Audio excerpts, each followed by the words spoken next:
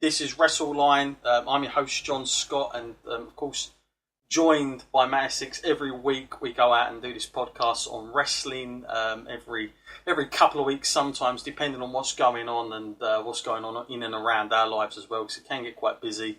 But we try to at least get one out every fortnight. We do reviews, retrospectives, interviews, all sorts of stuff. So literally, if you've come across us, you like what you hear, hit the subscribe button on any device. We're all over the show now on Android and iPhones and all the rest of it, and on lots of different platforms, Spreaker, SoundCloud, iTunes, one of our more popular ones now, and also a new one now called Notebook as well. So you can literally hit us up all over the place, Podcast Addict, and you'll get all those episodes and all the archive absolutely free with us. So anyway, Matt, just want to bring you in now, mate, and obviously thought we'd start off with a little bit about our Ring of Honor experience, Matt, and how you enjoyed. I think we both enjoyed it. I think the one thing we will say, Matt, is aircon. Yeah, definitely. God, it was hot. Got that time going. Yeah, definitely need some aircon in there. Like, I remember listening to Jim Ross's podcast, and he said he'd gone to watch a Ring of Honor show, and he said exactly the same thing. He said, man, if there's one thing I could have changed, it would have been the aircon. So I guess that's just a little bit of a running feature sometimes with Ring of Honor. But overall, Matt, there were a couple of our listeners that did go to that show, because I got emails saying that they were there. And I think that the main feedback I got from those guys was that it felt like a bit more of a house show from Ring of Honor this time.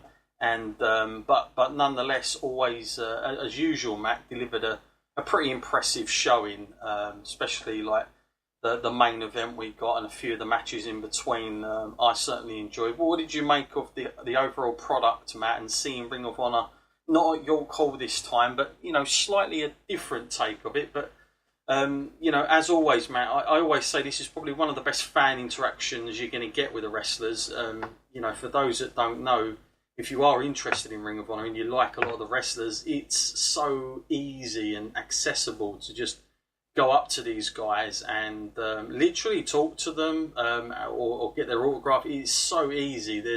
I don't think there's anybody, Matt, that doesn't come out for an autograph signing, is there? That travel around with them, that's what I'm saying. Yeah, no, that is a brilliant thing to it as well. It does make you feel closer to the wrestlers, and they make the best of what they got. I mean, like where they were when we saw them, it was just like a sports kind of little area and a swimming pool and everything near there. And they were just using the swimming pool changing rooms as their changing room. They are so good at just like maximising whatever facilities are around them. To the point where when we was going up and getting our drinks or getting our snacks, we would bump into wrestlers. Just happened to see them walking down the hall. And they're all totally friendly. Stop for a chat. I mean, some of them still love to play their characters, but that's just another good thing. Who doesn't like that taste of the old school? Yeah, I like that as well, and it's pretty cool. I managed to get a photo op as well and a sign in from mainly I wanted Christopher Daniels and Kazarian anyway, but that was cool. But yeah, it was really cool. It was good to see Cody as well, and he's obviously their sort of go-to guy at the minute, Matt, in terms of star power. Cody at the minute, of course, Cody as he's known now. I should add to that. But yeah, I thought overall it was a really good show. I enjoyed it. Was terribly hot. I will say that we weren't the only ones, Matt, that had problems with our seating either. But I kind of put that down to the whole fact that it wasn't, it's not a bog standard like arena. They don't.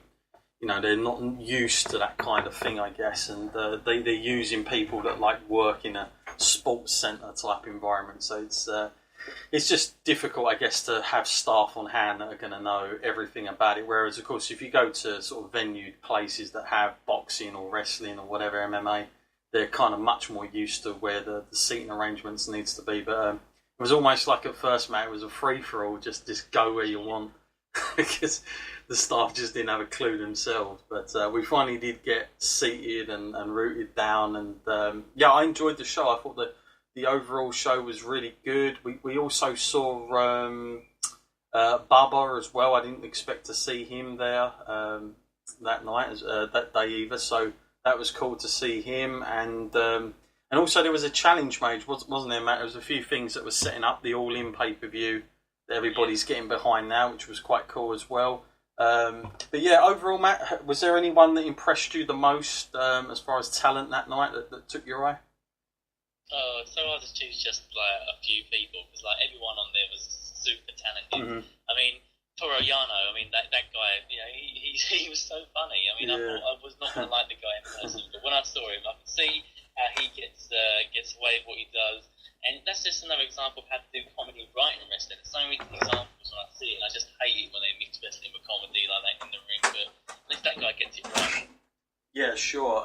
Yeah, I enjoyed that. I mean, of course, the Young Bucks, you know, as usual, always very, very impressive team. I like to watch those guys, and that was cool. So yeah, I mean, you know, again, a great overall product again presented to us, and of course, what's cool is they're actually coming back again as well. So I think they're kind of getting more of a foothold now in the UK because they're being much more sort of daring, if you'll say, to come and do a few shows here, which is excellent because it's great for the UK scene currently. It's like, I don't remember a time, Matt, not for a long time now, where we've had sort of so many different sort of indie promotions coming over here. I mean, we're going to be going to see Progress later in the year as well. They're doing very well, sort of a mixed kind of thing. We've had, in the recent years, we've had the Mexican guys come over. We've had some Japanese stars coming over. So I think the UK is starting to pick up. I think that they've realised that there is a real big market here to be made, and that will bring us on nicely now, Matt, to our next theme that we'll talk about, shall we? And that is the fact that we're going to get, of course, Matt, with a couple of weeks to spare now. It's the WWE United Kingdom tournament, and of course, some of it actually happening this weekend, and it has been happening. In fact, it started yesterday at the Download Festival. Of course, ever since the late great Lemmy from Motorhead passed away, Matt, Triple H has made it his business, hasn't he, Matt, to turn up at Download, and I'm sure he got talking to them the first time he turned up and accepted that award, and then he must have got talking to somebody who runs the events or whatever, a couple of the guys, and thought, what would be a good idea? Let's get your WWE guys here. And of course, it's good because he's used his baby, he's used NXT, and I guess it makes sense, Matt, because a lot of that music does hit those sort of bases, I guess, and that's why they use that sort of style of music. Of course, there's always quite a lot of heavy metal going on down at NXT, but it's just another kind of decent bit of exposure for more than just WWE, but actually the NXT guys, and now the homegrown talent, the UK talent that have been performing there, Matt. Seen some of the results so far, Matt. I've got to say, I was surprised that a few of the guys that I kind of was like, if I would have put money, if I could have put money, I would have put some money on at least one of the guys that got knocked out, and that was Ligero, Matt, and quite surprised he went out in the first round, but I guess that shows you how deep the pool is currently for this one this year, and certainly going into it. But then again, Matt, I did feel like there's no way they can do an entire tournament in one night, because I was thinking like they're going to have to be really quick matches if they do. So in a way, I'm kind of glad that we're going to get past that first stage and kind of go to the more serious stuff of it. But so far the results, I don't know if you've seen any, Matt, your end, but just to give everyone a heads up, of course, Zach Gibson, who some people may remember, he won the British Bulldog Award I think it was a few years ago now. Was presented to him. He's got a lot of potential, and when I was thinking about it, I thought to myself, he is another potential candidate to get through on this one. But he knocked out Amir Jordan, and the other matches that took place, your favourite, Matt, Jordan Devon got through. Oh, yeah. The Irishman, the fake Finn Balor, as we're saying. Yeah, he took out our guy, our main guy that we talk to a lot here on the podcast, Tyson T-Bone. So, man, a little bit gutted there for Tyson, because I know he listens to the show. But yeah, and the other one that he'll be going through to face, like those brackets have been filled as we speak at the moment, which was Flash Morgan Webster beating James Drake. So in the next round, it's Jordan Devon up against Flash Morgan Webster. And right at the bottom of the playoff tree, we had a match that took place between Ashton Smith against Joseph Connors in that one, and also we had Ligero up against Travis Banks, and Travis Banks knocking out Ligero. So yeah, it's looking like a very much more serious competition. I'm guessing, Matt, on this one, and of course that's just from one side of the playoff. So I'm guessing they may do the other side today or tomorrow at Download, and they'll start from the quarterfinals on the night that we go, which I guess makes sense, to be honest with you, because you would be having, I don't know how many matches that would take, Matt, to get through, but with all the entrances and all the rest of it, I think it would take about 6 hours, wouldn't it? So yeah, probably not a bad idea. I mean, if you think about it, General King of the Ring would actually start from the quarterfinals anyway, so that kind of makes sense, to be honest with you, if they're going to put the focus on that. And I'm pretty sure, Matt, that the guys that have been knocked out already, I think they'll still be there anyway. I think that they'll do something else with them that night, just to break up the playoff. I'm sure they'll be involved somewhere, because I know for a fact they all have contracts on them. So I'm sure there's definitely stuff for them to do. So Matt, yeah, just going through this. How looking forward are you to this show? Now I know that since it sort of come out of nowhere when they said they were coming back here, Matt, but Triple H has been talking up this quite a bit. He's been he's been hinting little things now, Matt, about a more stable, consistent show where this United Kingdom belt can be defended a little bit more often, and maybe getting something actually started in the UK.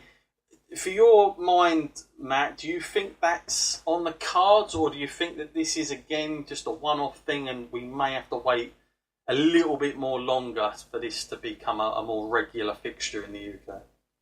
Oh, I think they're making quite a big deal about this, and the show is really shaped up to be great. So I'm kind of curious, because Triple H is going to be there and Shawn Michaels. Oh yeah, as well, there. yeah. So it kind of makes me feel like there's going to be some sort of announcement made on that night, and I'm quite eager to find out what that's going to be now. Yeah, no, you're absolutely correct. I forgot about that. Shawn Michaels, when Matt sent that to me, I thought he was joking. I thought like it was somebody had made up the picture or something. But I was quite shocked that Shawn Michaels will be there, which is really good. And yeah, like Matt says, hopefully that may be a sign that you might get some big announcement happening that night, which would be really, really cool.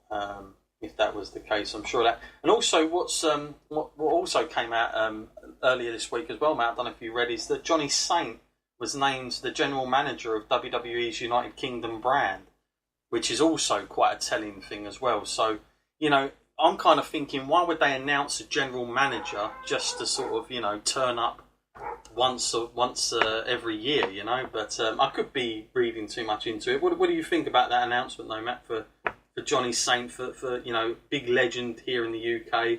WWE, have signed him up. Is that just a sort of get for them, or is that to stop World of Sport getting any more of these guys, or do you think this is another sign that maybe things are moving quicker? I'm sure they wouldn't just sign him up to not use him. There must be something in the pipeline for him. So yeah, hopefully that might be connected to whatever's going to go down on that night. Hopefully they're going to.